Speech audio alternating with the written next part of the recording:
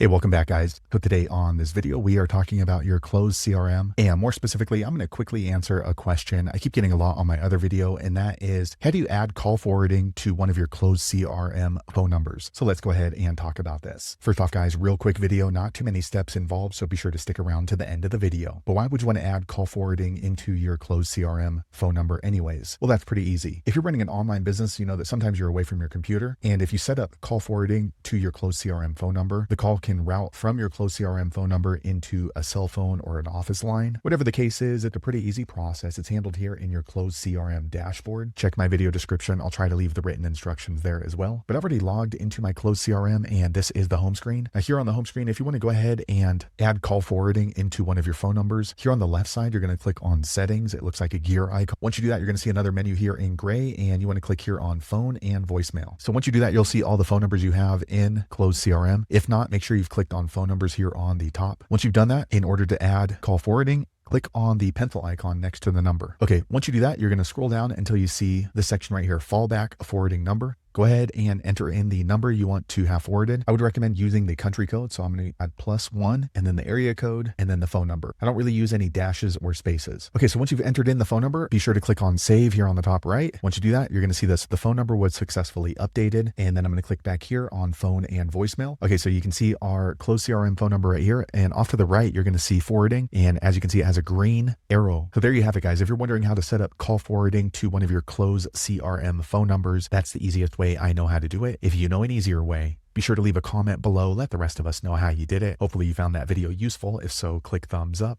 or maybe consider subscribing to my channel, and I hope to see you on the next video. Thanks again for watching.